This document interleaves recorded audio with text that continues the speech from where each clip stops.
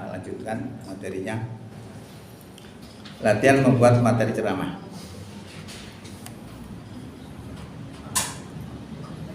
Pertama, yang harus dipersiapkan adalah merencanakan apa yang akan disampaikan dalam ceramah tersebut. Jadi mau ceramah itu nggak ngomong, nanti kita otak ini sudah ada, jangan ngomong ini. Yang macamnya nggak punya itu, nggak bisa ngomong, yakin. Jadi hal seperti ini karena saya tiap hari itu kan membuat materi tiap hari. Nanti akhirnya bisa memiliki kesimpulan harus begini hari. Tiap hari. Padahal saya mulai membuat buletin itu lama ya. Berapa tahun. Buletin juga mikir sampai. Ya, itu akhirnya punya kesimpulan. Itu pertama yang harus dipersiapkan adalah merencanakan apa yang akan disampaikan dalam ceramah tersebut. Nomor 2, membuat judul. Buat judul itu memudahkan saja sebenarnya. Nomor 3, mempersiapkan materi yang akan disampaikan. Tentunya materinya harus sesuai dengan judulnya. Jangan sampai materi tidak sesuai dengan judul, akhirnya nek wong sing kritis gak seneng. Pembohong akhirnya. Judulnya katanya kayak serem padahal tidak ada apa yang persis judul. Saya tuh sering ketipu gitu. Ya jengkel aja nanti. Misalnya kita menyampaikan masalah yang bertemakan cinta Rasul, yang akan kita beri judul pentingnya ittiba Rasul. Ittiba itu kan mengikuti ya. Karena momennya ini pas ya, kemarin itu kan hari kelahiran Nabi kita, bulannya. Karena kita masih baru saja berada di sekitar bulan Rabiul Awal, sekarang kita Rabiul Akhir ya. Bulan kelahiran baginda Nabi Muhammad SAW. Maka bahan yang kita persiapkan, misalnya yang berkaitan dengan tuntutan mengikuti Rasul, bisa kita pakai Quran surat 33 ayat 21, surat Al-Ahzab ayat 21. Lakot Jakti teman-teman kana ono lakum kaduwi sira kabeh fi Rasulillah ing dalem diri Rasulullah uswatun hasanah, contoh yang baik. Dalam hal apa? Hal sembarang. Karena Islam mengatur persoalan sembarang yang dihadapi oleh manusia. Kalau panjenengan baca Quran, bangga panjenengan. Dengan Islam ternyata mengatur luar biasa, apapun diatur di sini. Ojo turun. Liman kana yarjullaha wal yaumal akhirah wa dzakarullaha katsira.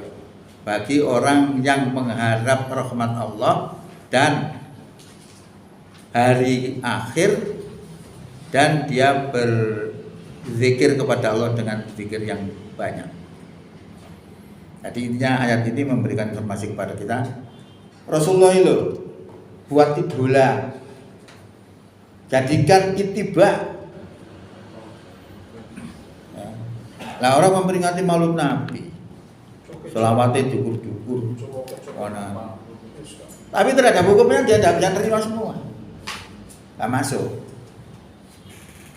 Sing dipikirkan yang Mojokerto layak itu, yang Madura di mana bukan layak, semacam hadiah. Tempat lain beda. Akhirnya memperingati Maulid Nabi itu yang substansinya tidak kena, tapi seremonialnya saja yang menonjol, itu yang terjadi.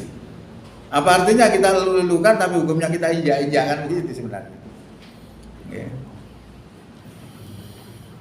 Atau bisa kita tambahkan surat 3 ayat 31. Qul dawa sira Muhammad in kuntum tuhibbunallaha, lamun ana sapa sira kabeh iku seneng nanggone Allah, cinta nanggone Allah, fattabi'uni moko ikuti aku. Ikuti Rasulullah maksudnya. Apa yang diakibatkan jika kita mengikuti Rasulullah? Yuhibbukumullah, niscaya Allah akan cinta kepada kamu.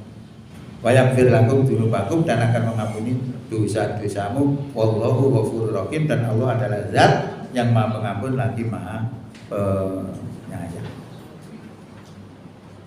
Jadi ini kembali mana ini? berarti mengikuti Rasul itu apik.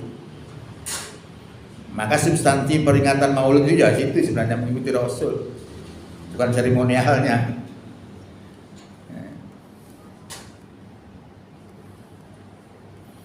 Di sini kita sudah bisa menginformasikan tentang pentingnya mengikuti Rasul Muhammad SAW. Lalu selanjutnya pertanyaannya adalah mengikuti yang bagaimana atau apa yang harus diikuti.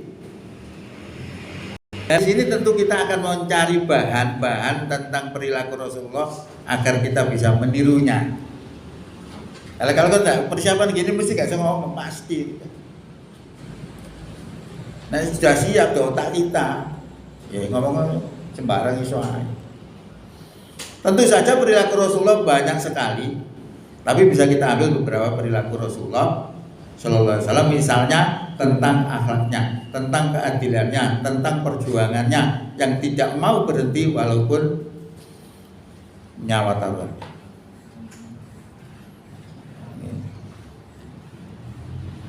Dengan demikian kalian sudah memiliki bahan yang akan disampaikan dalam ceramah tersebut. Jadi itu dibaca-baca itu disampaikan ini. Kalau dibaca-baca juga iso. Akhirnya menggunakan gini-gini, sebenarnya orang menggunakan gini itu lebih enak sebenarnya. Ini kan kerpean. Nah mau asli iso ya kadang ini. Angel tapi ini, gak mantep teman. Ini kan membantu. Cuma ini gak ini suwe. Tapi menyampaikan enak di kerpean. Kan gitu saja. Maka orang yang selalu menggunakan laptop gini, ceramah lamaran angel, gak terbiasa. Apalan gak terono, apalan bisa dalam laptop. Ya, dan ada plus minusnya semuanya. Kita berikan contoh teks materi dengan judul tersebut di atas, yaitu pentingnya ittiba Rasulullah. Kita sudah menemukan judul. Soal bahan kita sampaikan judulnya juga. Oh sekarang gelinting aja. Contoh ke-1, pentingnya ittiba Rasul. Maksudnya apa? Judul itu pada momen hari kelahirnya Nabi kita Muhammad SAW, kita jadikan teladan kebanggaan untuk diidolakan, untuk diikuti atau ittiba. Tujuannya agar kita termotivasi untuk mengikuti jejak Nabi kita Muhammad SAW. Nah ini sudah kita sampaikan doa. Judul kan udah doa. Karena Allah sudah mengingatkan kepada kita tentang Rasulullah dalam Quran surat Al-Ahzab ayat 21 tadi. Laqad kana lakum fi Rasulillahi uswatun hasanah liman kana yarjullaha wal yaumal akhir wa dzakarallaha katsira. Kita sampaikan tadi.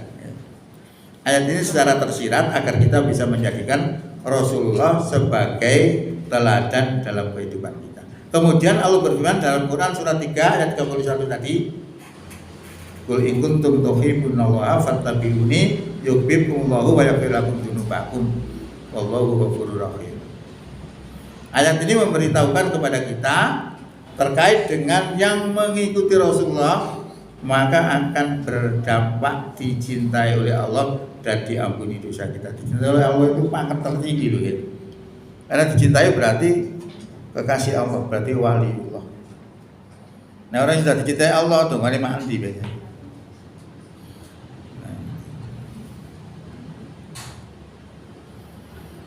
Latar belakang, banyak orang yang menyatakan cinta Rasul, tapi terhadap aturan-aturannya tidak bisa menerimanya secara total, masih dipilih-pilih, yang sebagian diterima dan yang lainnya ditolak dengan alasan yang tidak syar'i. Lalu apa artinya diingat kelahirannya kalau kemudian hukum-hukumnya diijaikan? Ini kritik juga bagi orang yang katanya mengklaim cinta kepada Rasul harga mati misalnya. Nah mereka ngomong itu sebenarnya belum tentu mau menerima. Tes-tesannya di situ. Ini merupakan bahasan atau isi ceramah.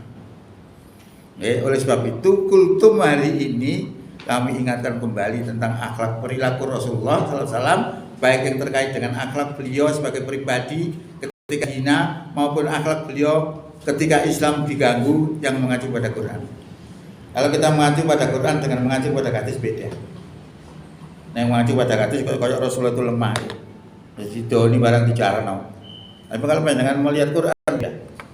Sehingga ada kesimpulan sing meneng dihina tadi kondisinya kayak apa Islam itu?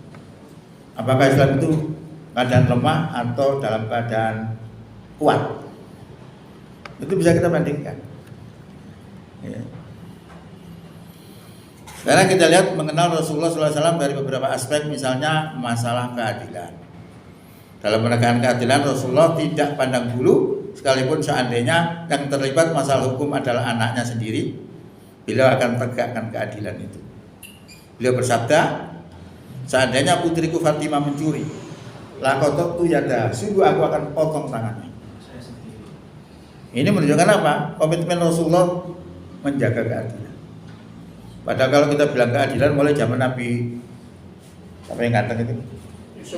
Yusuf sampai sekarang tidak pernah adil. Ya, Yusuf yang benar tetap dihukum. Kalau dulu sudah ada. Hal ini sangat berbeda dengan kondisi kita sekarang ini. Hampir sudah kehilangan kepercayaan terhadap keadilan. Kita lihat sekarang ini bila yang berperkara adalah orang yang suka mengkritik terhadap kebijakan rezim, maka dengan segera diproses hukum. Ya. Tapi bila yang berperkara dengan hukum adalah dari kubunya rezim, maka prosesnya sangat lama dan bahkan tidak jarang bisa hilang. Ya. Ketua-ketua partai sekarang itu banyak tersandra, zamannya Mulyono ta? Jokowi. Nah, kena perkara ya cekel ae. Kan yo telepon penjara aja selamat. Nah, jalan selamat nang untuk aku. Nek koyo nglawan telepon penjara. Kasusmu sudah jelas. Ada mau telepon penjara manut ae. Itu terjadi kemarin itu seperti itu. Maka sekarang pembagian menteri ya campur. Ono sing pesenane iko, ono sing enggak. Karena tersandra itu akhirnya terjadi apa? Tidak ada keadilan. Sulit. Nah, seperti Presiden Prabowo. Itu karena orang juga repot juga. Karena tadi di DE kan cawe-cawe ini Jokowi juga. Makanya nyebut gawe ku angel, akhirnya anak titip anakku penggawean angel dadak nang Wapres. Penggawean angel. Soalnya disuruh Cina. Cina lho penggawean Indonesia gampang. Wong Jawa wangel. Terdiri di PHK berapa ribu. Udah garam ini. Jadi gitu. Pajak dinaikkan. Gaji pegawai DPR gaji pegawai DPR ya dinaikkan. Rakyat ndakno pajak ya. Mesti ngamuk. Saya tuh setuju kalau di seperti negara itu bayarannya DPR itu setengah gaji guru. Karena ngeroyokan ya. Iya benar. Nah itu royokan kok. Akeh bayaran. Mesti sugi. Nah di sana ya ada keroyokan bayarannya di sore guru. Luar biasa itu asane enak perkara itu. Sebagai contoh, ketika rame-rame RUU HIP, lalu kemudian ada pihak yang melaporkan ke polisi terhadap inisiator RUU HIP, tapi sampai sekarang tidak ada kabar berita. Di Papua tahun 2019, penduduk di sana berontak, ingin lepas dari Indonesia, bahkan sudah membunuh puluhan TNI dan penduduk sipil, tapi mereka hanya dicap sebagai gerakan separatis. Ini contoh. Nah, itu contoh-contoh keadilan. Artinya apa? Keadilan itu tidak ada. Nah, orang memperingati Maulid Nabi itu sebenarnya terinspirasi bab keadilan niru Rasulullah, itu yang benar. Sekarang kita lihat masalah perjuangannya. Dalam perjuangannya mendakwakan Islam itu Rasulullah tidak pernah berhenti walaupun hartanya habis, nyawanya terancam. Contoh, ketika pemerintah Quraisy kewalahan dengan dakwah Nabi, lalu dalam rangka untuk menghentikan perjuangan beliau, ditawarilah harta, takhta dan wanita agar berhenti dari perjuangannya. Lalu apa jawabannya? Dia ngomong, seandainya engkau mampu meletakkan matahari di tangan kananku dan bulan di tangan kiriku, niscaya aku tidak akan berhenti dari berdakwah sampai Islam dimenangkan atau aku harus binasa karenanya. Ini kata Rasulullah. Nah, inilah sejarah peringatan Maulid Nabi itu di situ. Karena saat itu Salahuddin Al-Ayyubi, tentaranya yang beriman itu sedang berhadapan dengan orang-orang Nasrani. Disebutlah orang-orang salib. Tentara beriman ini lemah. Lalu diperingatilah sejarah perjuangan Nabi. Akhirnya tergerak, bangkit semangat jihadnya lagi. Substansinya di situ. Maka dalam rangka memperingati Maulid Nabi itu paling tidak bisa mendongkrak keimanan kita, sebenarnya itu substansinya. Sekarang masalah akhlak. Akhlak menghadapi semua sudah saya ceritakan tadi. Saya ceritakan awas.